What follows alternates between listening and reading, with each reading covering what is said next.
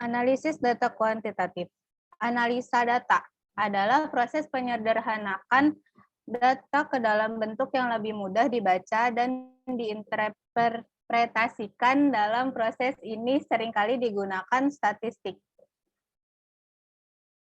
Sedangkan data kuantitatif yaitu data dalam bentuk jumlah dituangkan untuk menerangkan suatu kejelasan dari angka-angka atau memperbandingkan dari beberapa gambaran sehingga memperoleh gambaran baru. Kemudian dijelaskan kembali dalam bentuk kalimat atau uraian. Tujuan analisa data antara lain: 1. Memecahkan masalah-masalah penelitian. 2. Memperlihatkan hubungan antara fenomena yang terdapat dalam penelitian. 3. Memberikan jawaban terhadap hipotesis yang diajukan dalam penelitian. 4. Bahan untuk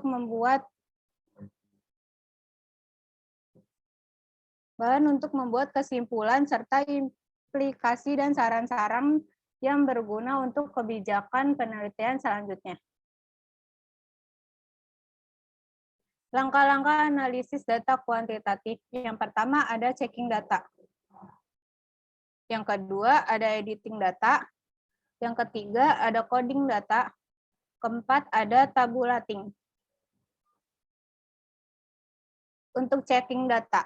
Pada langkah ini, penelitian harus mengecek lagi lengkap tidaknya data penelitian, memilih dan menyeleksi data, sehingga hanya yang relevan saja yang digunakan dalam analisis. Kegiatan yang dilakukan dalam tahap ini antara lain, yang pertama, meneliti lagi lengkap tidaknya identitas subjek yang diperlihatkan dalam analisis data. 2. Meneliti lengkap tidaknya data. Yang ketiga, cara mengisi jawaban in-time, apakah sudah betul. Hasil checking ini berupa pembetulan kesalahan, kembali lagi ke lapangan, atau mengedrop item yang tak dapat dibetulkan. Dilanjutkan oleh ICT Solehah.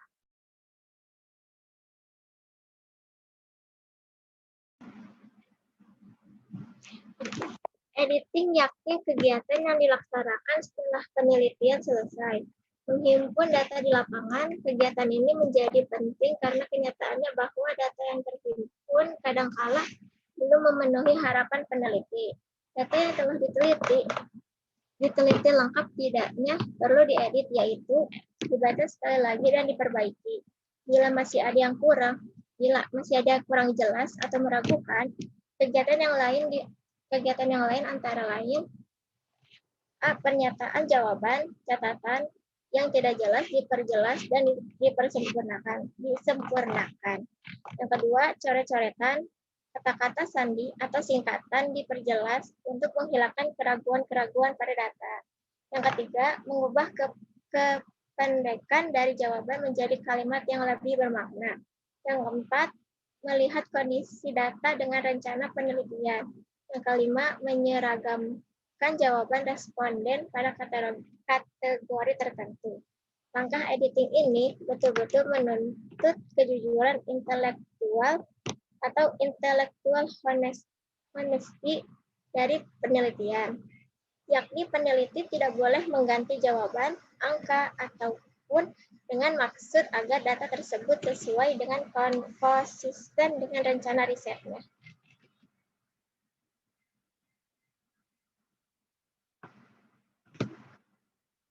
Yang selanjutnya ada coding data. Coding data yaitu merubah data menjadi kode-kode yang dapat dimanipulasi sesuai dengan prosedur analisis statistik tertentu. Oleh karena itu, pemberian kode pada jawaban-jawaban sangat penting untuk memudahkan proses analisis data. Untuk pelaksanaan coding ini, peneliti harus membuat pedoman yang disebut coding guide atau coding book, yaitu beri petunjuk arti dari masing-masing kode dan di kolom mana kode itu direkam.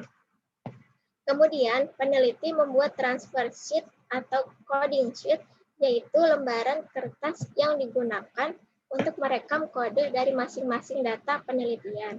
Coding sheet berupa garis-garis vertikal dan horizontal, sehingga membentuk kolom dan baris. Penyusun coding book dan perekaman data dalam coding sheet akan sangat membantu, baik untuk penyimpanan data maupun untuk keperluan analisis data, khususnya analisis statistik dan komputer.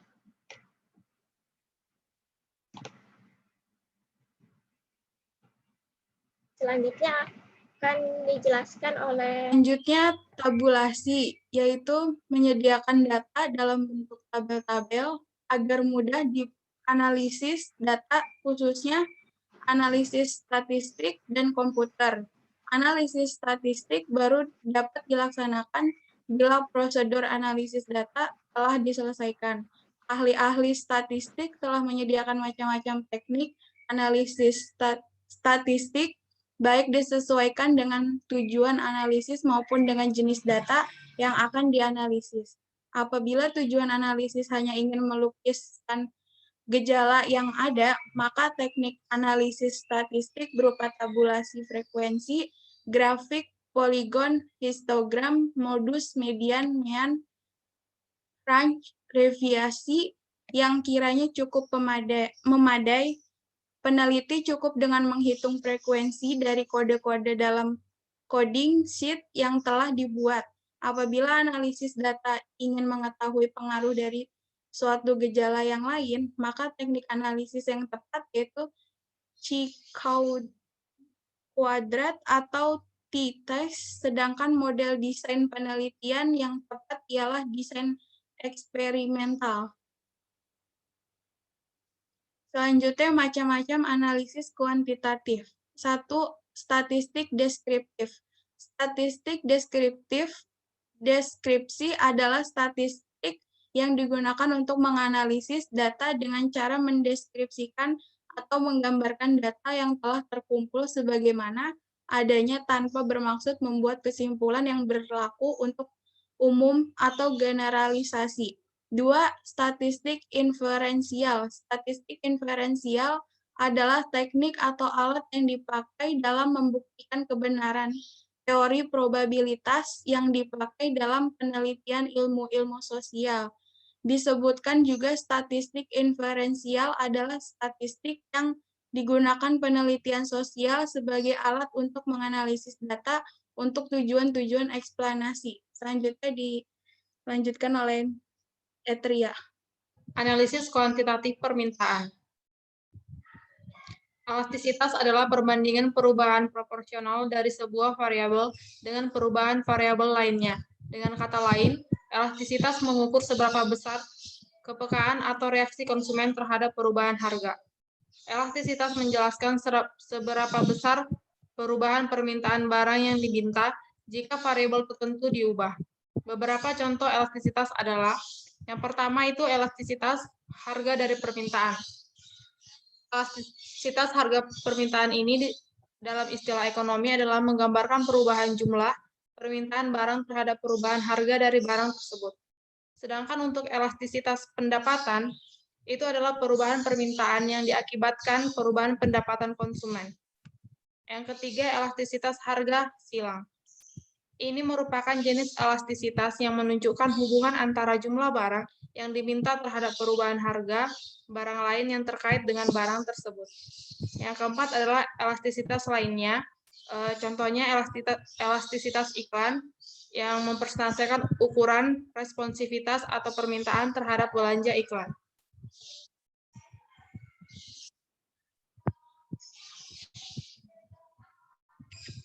Selanjutnya adalah elastisitas harga dari permintaan atau price elasticity of demand, di mana rumusnya adalah delta Q per Q per delta P per P. Delta Q adalah perubahan jumlah barang yang diminta, sedangkan Q sama dengan jumlah barang yang diminta. Delta P adalah perubahan harga dan P adalah harga barang.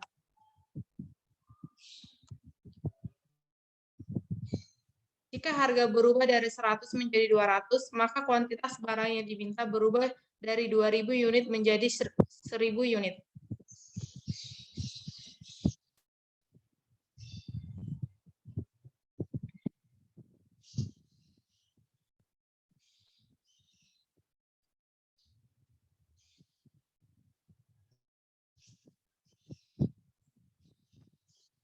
Kita dapat melihat perhitungannya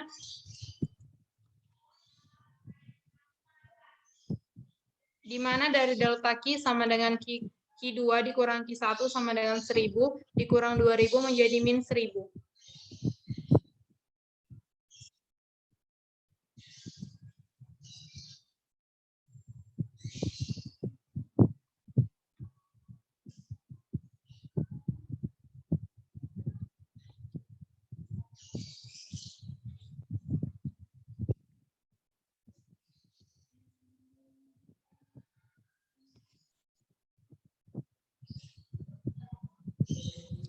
Dan hasil terakhirnya adalah min 0,44. Yang kedua adalah menghitung elastisitas dari fungsi permintaan, di mana dQ per dP merupakan slope atau turunan pertama dari kurva permintaan. Misalkan kurva permintaan adalah sebagai berikut ini. Jika diketahui Q sama dengan 100 dikurang 2P, maka dQ per dP-nya adalah min 2. Elastisitas bisa dihitung sebagai min 2 atau P per Q. Pada harga 10 berarti Q sama dengan 80. Elastisitas bisa dihitung sebagai S sama dengan min 2 dikali 10 per 80 sama dengan min 2 per 8. Disederhanakan menjadi min 0,25. Selanjutnya ada menghitung elastisitas dari fungsi permintaan. Salah satu teknik untuk mengestimasi kurva permintaan adalah dengan menggunakan teknik regresi. Estimasi garis regresi bisa dilakukan dengan beberapa cara, misalnya metode likelihood function dan least square. Estimasi bisa dilakukan dengan perhitungan formula, bisa juga langsung dilakukan oleh software statistik. Misalkan kita sudah melakukan estimasi garis regresi dengan menggunakan data sebagai berikut ini. Tabel tersebut menunjukkan 10 observasi kuantitas dan harga. Kita bisa menjalankan regresi dengan variabel bebas adalah harga dan variabel tidak bebasnya adalah kuantitas yang dijual atau diminta. Selanjutnya ini estimasi dengan software Excel menghasilkan output sebagai berikut ini. Ini adalah tabel estimasi dengan software Excel. Yang pertama ini ada evaluasi signifikansi koefisien regresi. Untuk melihat apakah variabel bebas atau harga mempengaruhi variabel tidak bebas atau kuantitas, kita bisa melihat panel ketiga. Panel ketiga kemudian melihat garis price.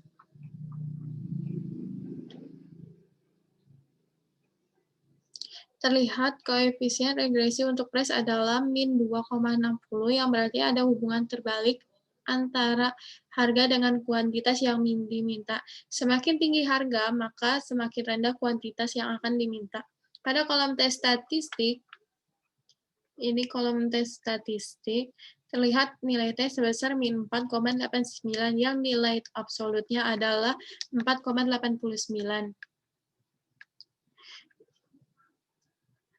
4,89 lebih besar dibandingkan dengan T tabel untuk DF yang sama.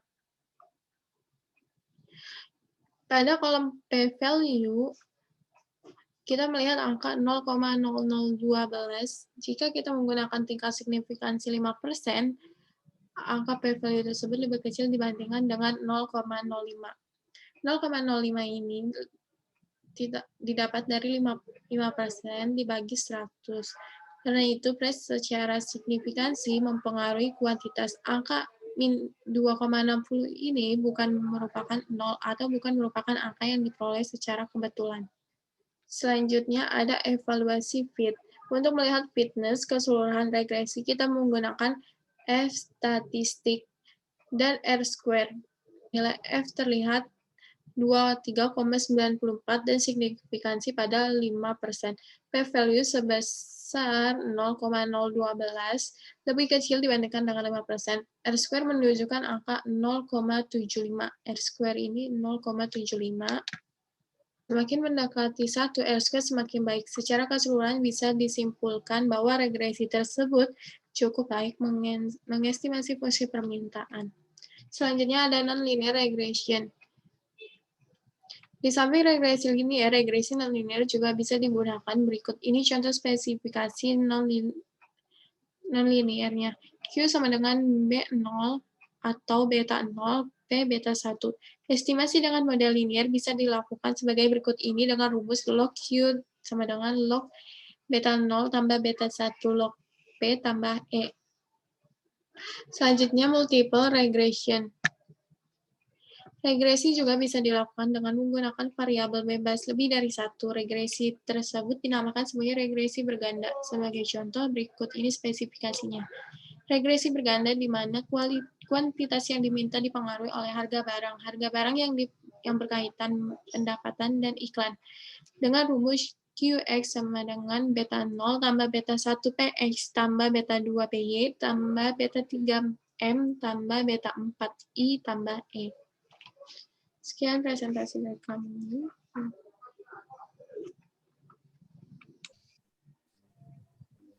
Saya Amelia Ariza Kusmira. Ya, Ayu Siti Solihah. Lia sih, Pak. Saya Tria Susiantina Lumban Gaul. Saya Vivia Wulandari. Sekian dari kami kelompok 6, kelas 644A05, Program Studi Manajemen Keuangan, Fakultas Ekonomi dan Bisnis.